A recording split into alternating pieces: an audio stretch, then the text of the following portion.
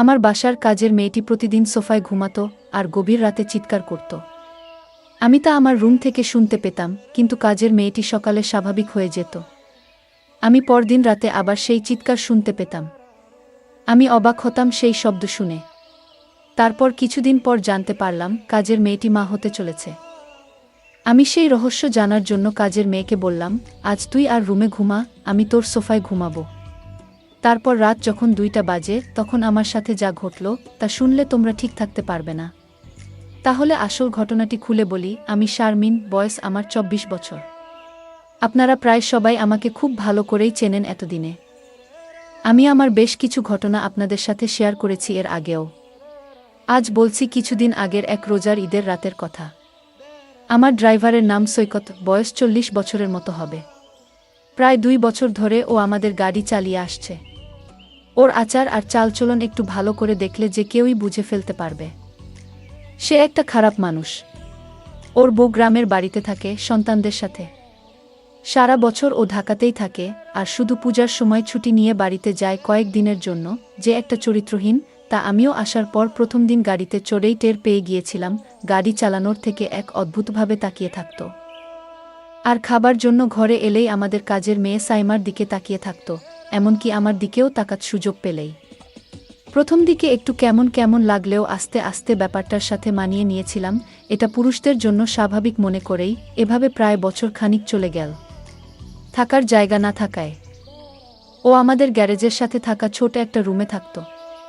এতে কাজেরও সুবিধা হতো, ওকে দিয়ে ঘরের অনেক ছোটখাট কাজও করিয়ে নেওয়া যেত। আমি আর সাইমা প্রায় প্রতি রাতেই একসাথে টিভি দেখতাম, যখন আমার স্বামী দেশের বাইরে থাকত। রাত একটু গভীর হয়ে গেলে আমি আমার খাটে এসে ঘুমিয়ে পড়তাম, আর সাইমা একা একা আরেকটু সময় টিভি দেখে সোফাতেই ঘুমিয়ে পড়ত, ওর ঘরে যেত না। এভাবে একদিন রাতের বেলা আমি টিভি ছেড়ে উঠে এসে আমার খাটে ঘুমিয়েছিলাম, আর সাইমা সোফাতে ঘুমিয়েছিল। রাত প্রায় 2টার দিকে কি যেন একটা শব্দে আমার ঘুম ভেঙে গেল। ঘুম ভাঙার পর আমি আর শব্দটা পেলাম না। আমি আবার ঘুমিয়ে পড়তে যাব, এমন সময় মনে হলো ফ্রিজ থেকে একটু ঠান্ডা পানি খেয়ে নিই। খাওয়ার জন্য আমি খাট ছেড়ে ডাইনিং রুমের দিকে গেলাম। যাবার সময় ড্রয়িং রুমে টিভির হালকা আলোতে নড়াচড়া দেখতে পেলাম। আমি কোনো আওয়াজ না করে দাঁড়িয়ে গেলাম কি হচ্ছে তা দেখার জন্য। যা দেখলাম তাতে আমার মুখ যেন হা হয়ে মাটিতে পড়ার দশা হলো। আমি এই দৃশ্য দেখে পুরো হতভম্ব হয়ে গেলাম, আমার মাথা যেন কাজই করছিল না। আমি প্রায় 10 মিনিট মতো মনে হয় দাঁড়িয়ে দাঁড়িয়ে সাইমার এক অদ্ভুত দৃশ্য দেখছিলাম, সৈকত আর সাইমার। দৃশ্যটা দেখে আমি আর নিজেকে ধরে রাখতে পারছিলাম না। তাই কোনো কিছু করে বসার আগে তাড়াতাড়ি ওখান থেকে সরে এলাম, আর পানি খেয়ে কোনো শব্দ না করে আমার খাটে ফিরে গেলাম। আমি যা দেখেছিলাম সাইমা এমন করতে পারে, আমার কল্পনার বাইরে। আমি এসব কি দেখছি? সাইমা তাহলে সৈকতের সাথে? কি প্রতি রাতে? না, এটা কিছুতেই আমি মেনে নিতে পারছি না। কি হচ্ছে আমার ঘরে এসব? আমি জানতাম কাজের মেয়েটি অনেক ভালো ছিল। আজ তার দৃশ্য দেখে আমি নিজের চোখকে বিশ্বাস করতে পারছি না। আমি কাজের মেয়েটাকে জিজ্ঞেস করলাম, কতদিন ধরে চলছে? মাথা নিচু করে চুপ করে দাঁড়িয়ে রইল। আমি ওকে অভয় দিয়ে বললাম, ভয় পাস না, আমি তোকে কিছু বলছি না। কিন্তু সে যদি তোকে কিছু বলে তাহলে আমি ওকে পুলিশে দেব। সাইমা তখন হতাশ হয়ে বলল, না আপা, সৈকত আঙ্কেল আমাকে করে কিছু বলে নাই। আমি হিতো ওকে বলেছি আমরা প্রায় 2 মাস ধইরা আমাদের চলছে খুব। আমি ওর কথা শুনে অবাক হয়ে গেলাম। একটু পরে ওকে বললাম, কি বলছিস? তোর বাপের বয়সী একটা লোকের সাথে 2 মাস ধরে? ওকে তো তুই কাকা বলে ডাকিস, তার উপর ও আবার একজন হিন্দু। সাইমা আমার কথা শুনে পুরো চুপ মেরে গেল, মাথা নিচু করে দাঁড়িয়ে রইল। আমি বললাম, কি রে, কিছু বলছিস না কেন? মৃদু গলায় বলল, আপা, বিয়া ভাঙছে আমার 1 বছর আগে, তাই উনি যখন কইল তখন আমি আর না করতে পারলাম না। উনি আমাকে বিয়ের প্রস্তাবও দিয়েছে। হায় রে বোকা মাইজা, হিন্দু ছেলে তোকে বিয়ে করবে? দয়া কইরা কাউরে কিছু বইলেন না আপা, আর উনারে আপনার বাসার কাছ থেকে বের কইরা দিয়েন না। আমি বললাম, আচ্ছা, কিন্তু তোর একবারও মনে হলো না যে তুই একটা হিন্দু লোকের সাথে? উত্তরে সাইমা বলল, আপা, উনি হিন্দু হলে কি হবে? উনার আচরণ অনেক ভালো। উনি মুসলমানের চেয়ে অনেক ভালো। আমি কত মুসলমান দেখেছি, কিন্তু উনার মতো কাউকে দেখিনি। উনি যে হিন্দু তা শুধু নামে মাত্রই। আমি ওর কথা শুনে পুরোপুরি চুপ হয়ে গেলাম, আর কিছু না বলে ওখান থেকে চলে এলাম। এভাবেই চলছিল ওদের। আমি মাঝে মধ্যে আরও অনেকবার ওদেরকে ড্রয়িং রুমের সোফায় একসাথে বসে গল্প করতে দেখেছি। আমি আর বাধা দিইনি সাইমার কথা চিন্তা করে। এখন আসি মূল ঘটনায়। সেদিন রাতে আমি আর সাইমা অন্যান্য রাতের মতো ড্রয়িং রুমে বসে টিভি দেখছিলাম। রাত প্রায় 12টা বাজে। তখন সাইমা আমাকে জিজ্ঞেস করল আমি ঘুমাতে যাব কিনা। আমি না বললে ও বলল সারা দিন বাড়ির কাজের চাপে সে খুব ক্লান্ত, ও রুমে গিয়ে ঘুমাবে। এই বলে ও চলে গেল ঘুমাতে। আমি সোফায় শুয়ে টিভি দেখতে লাগলাম। প্রায় আধা ঘন্টা টিভি দেখার পর আমারও খুব ঘুম আসতে লাগলো। কিন্তু আমি টিভি ছেড়ে বেডরুমে গেলাম না। টিভি দেখতে দেখতে আমি সোফাতেই শুয়ে ঘুম ঘুম চোখে অনুষ্ঠান দেখছিলাম। কিছুক্ষণের মধ্যেই আমি ঘুমিয়ে গেলাম। রাত হয়তো তখন 2টা হবে। হঠাৎ একটা শব্দে আমার ঘুম ভেঙে গেল। ঘুম ভাঙার পর কয়েক মুহূর্ত সময় লাগলো পুরোপুরি সম্বিত ফিরে পেতে। তারপর বুঝতে পারলাম কি ঘটতে যাচ্ছে। আমি ঘুমের ভান ধরে শুয়ে রইলাম। ভাবলাম দেখি কি হয়। যখন আমার সোফায় সাইমা ভেবে কেউ আসলো। এরপর লোকটা বলে উঠল, কি রে সাইমা, এমন করিস না আজকে। কি হলো? আমার সাথে কোনো কথা বলছিস না যে? তুই কি আমার উপর রাগ করেছিস? আমি গলার আওয়াজ শুনে বুঝতে পারলাম লোকটা আর কেউ নয়, আমাদের ড্রাইভার সৈকত। আমাকে ভুলে সাইমা ভেবে এখানে চলে এসেছে। সৈকত বলল, কি রে সাইমা, আজ তোর কি হয়েছে? কোনো কথা বলছিস না কেন? কি রে? চিল্লায় ম্যাডামরে জাগায় ফেলবি নাকি? আমি বুঝতে পারলাম ওকে কিছু না বললে ও এখান থেকে যাবে না। আমি কথা না বলে ওর আসল রহস্যটা জানতে চাইছিলাম।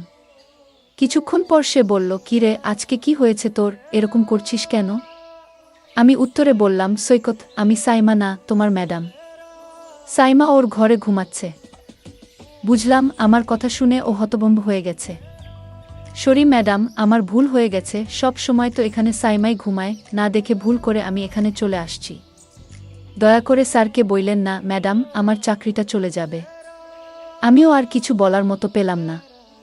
বুঝলাম ও ইচ্ছাকৃত কিছু করেনি, কারণ সাইমা এই সোফাতেই ঘুমায়, আর আমার এখানে থাকার কথা না। তাই আর কিছু না পেয়ে বললাম, আচ্ছা ঠিক আছে, আমি তোমার স্যারকে কিছু বলবো না। গিয়েও বলল, ম্যাডাম, আপনি আমারে বাঁচাইলেন। কি বইলা যে আপনাকে ধন্যবাদ দিমু বুঝতেছি না। আমি উত্তরে বললাম, ধন্যবাদ দিতে হবে না, এটা একটা ভুলের কারণে হয়েছে। কিন্তু এখন বল, আমি এখানেই থাকব নাকি আমাকে উঠে যেতে হবে? ও একটু ভয় পেল আমার কথা শুনে, বলল, সরি ম্যাডাম, ভুল হয়ে গেছে। এই তো আমি উঠেই যাচ্ছি। আমি বললাম, ঠিক আছে, তুমি তো যাবে, তার আগে আমার একটা কথা শুনে যাও। তুমি আজ যা করলে, আমি তো তোমাকে এ বাড়ি থেকে বের করে দিতে পারি। কারণ এভাবে লুকিয়ে লুকিয়ে যা করছো, তা কিন্তু মোটেও ঠিক নয়। আমি তোমাকে কিছু শর্ত দেব। যদি শর্ত মেনে নিতে পারো তাহলে তোমার চাকরি থাকবে। ও বলল, ঠিক আছে ম্যাডাম, আপনার কথা আমি অক্ষরে অক্ষরে পালন করব। আপনি যা আদেশ করবেন তাই করব। আমার চাকরিটা খুব দরকার ম্যাডাম। আমি বললাম, তাহলে চলো এখান থেকে তোমার রুমে যাই। তারপর বলছি আমার শর্তগুলো। চলো তোমার রুমেই যাওয়া যাক। আমরা আস্তে গ্যারেজের দিকে এগোতে লাগলাম। কিছুক্ষণ পর আমি আর সৈকত গ্যারেজের পাশে ওর রুমে পৌঁছলাম। আমি আগে কখনো ওর রুমে ঢুকিনি। রুমটা খুব বড় নয়। এক কোণায় একটা সিঙ্গেল খাট রুমের বেশিরভাগ জায়গা দখল করে রেখেছে। ছোট একটা টেবিলের উপর একটা ছোট টিভি আর কয়েকটা মূর্তি। খাটের নিচে একটা ট্রাঙ্ক, হাঁটাচলার জন্য খুব সামান্য জায়গা। বসার জন্য একটা চেয়ারও নেই। আমি ওর ঘরে ঢোকার সাথে সাথে একটা দুর্গন্ধ পেলাম। আমার দম বন্ধ হয়ে আসছিল, বেশ কষ্ট করে শ্বাস নিতে হচ্ছিল। আমার অবস্থা দেখে ও বলল, এই তো ম্যাডাম, 2 মিনিটের মধ্যে ঠিক হয়ে যাবে। আমি ফ্যান ছেড়ে দিতেছি। এই বলে ও ফ্যান ছাড়ল। মিনিট 2-1 পর আমি মোটামুটি ঠিক হয়ে গেলাম। সবকিছু স্বাভাবিক হবার পর আমি বললাম, আচ্ছা তাহলে আর দেরি না করে তোমার শর্তগুলো শুনে নিই। বলো কি করতে হবে, নয়তো আমার যেতে অনেক দেরি হয়ে যাবে। ওর কথা শুনে হেসে বললাম, আমি আজ তোমাকে যা বলবো তোমার কিন্তু তাই করতে হবে। আমি বললাম, ঠিক আছে ম্যাডাম, আপনি বলুন। আমি তখন সৈকতকে বললাম, তুমি সাইমার সাথে যা করেছিলে আমিও তা করতে চাই। ম্যাডামের এমন কথা শুনে আমার গলা শুকিয়ে গেল। আমি বললাম, ম্যাডাম, আমি 1 গ্লাস ঠান্ডা পানি খেয়ে তারপর বলছি। তখন এক গ্লাস ঠান্ডা পানি খেয়ে বলল, ম্যাডাম, আপনি বলেছেন তা কোনোদিন সম্ভব না। কারণ আপনি একজন বড় লোকের মেয়ে আর আমি আপনার গাড়ির ড্রাইভার। আপনি একবার ভেবে দেখেছেন? আমি বললাম, সৈকত, তুমি যদি আমার কথা রাখো তাহলে আমি তোমাকে একটা পুরস্কার দেব, আর সেই পুরস্কার পেলে তুমি খুশি হবে। আশা করছি। ম্যাডাম, আপনার কথা কি আমি না রেখে পারি? আপনি যা বলবেন তাই হবে। ম্যাডাম তখন বলল, তাহলে দেরি করছো কেন? যাও, আমি এখন যা বলবো তাই করো। তুমি প্রথমে ঘরের জানালাটা বন্ধ করে দিয়ে আসো। আমি ম্যাডামের কথা শুনে অবাক হয়ে গেলাম। বললাম, ম্যাডাম, ঘরের জানালা খোলা রেখে কি বলা যায় না? ম্যাডাম তখন রাগ দেখিয়ে বলল, আমি যা বলছি তাই করো, অতিরিক্ত কথা বলবে না। আমি বাধ্য হয়ে জানালা বন্ধ করলাম। তারপর বললাম, এখন কি করতে হবে ম্যাডাম, বলুন। ম্যাডাম বলল, যাও, এবার দরজাটা বন্ধ করো। আমি বললাম, ম্যাডাম, কি বলছেন? বললাম, একদম চুপ। তুমি আমায় কথা দিয়েছ আমি যা বলবো তাই পালন করবে। এখন অত কথা বলছো কেন? আমি বললাম, ঠিক আছে ম্যাডাম, আপনি রাগ করবেন না, আমি বন্ধ করছি। আমি তখন হেসে হেসে বললাম, সৈকত, আমি জানি তুমি একজন ভালো মানুষ। আর তাই আমি তোমাকে একটা কথা বলবো, সেটা হলো, আমি চাই তুমি হিন্দু থেকে মুসলমান হয়ে যাও। যদি তুমি হিন্দু থেকে মুসলমান হও তাহলে তোমার সাইমাকে আমি তোমার সাথে বিয়ে দেব। আর সাইমা যেহেতু মুসলমান, তার বাবা এটা মেনে নেবেন না। আমি ম্যাডামকে বললাম, কিন্তু? বললাম, কোনো কিন্তু নয়। তুমি আমায় আগেই কথা দিয়েছ আমার কথা রাখবে। আর তাছাড়া সাইমা মা হতে চলেছে, সুতরাং তোমার এখন তাকে বিয়ে করতে হবে। তোমার ঘরে আমি আসার কারণ হচ্ছে, আমি তোমাকে পরীক্ষা করছিলাম তুমি ভালো না খারাপ। আসলে তুমি একজন ভালো মানুষ। তুমি আমার পরীক্ষায় পাশ করেছ, সাইমা যা বলেছে সেটা সত্যিই বলেছে। আসলে তোমার মতো মানুষ খুব কম পাওয়া যায়। আমি সাইমার সাথে তোমার বিয়ে দেওয়ার জন্যই তোমাকে এখানে নিয়ে এসেছি। সৈকত বলল, ম্যাডাম, আপনার যা ভালো মনে হয় তাই করুন। বন্ধুরা, আজকের গল্পটি তোমাদের কেমন লাগলো তা অবশ্যই কমেন্ট করে জানাতে ভুলবে না। আর প্রতিদিন এরকম নতুন নতুন গল্প পেতে আমার চ্যানেলটিকে সাবস্ক্রাইব করে পাশে থাকবেন। ধন্যবাদ।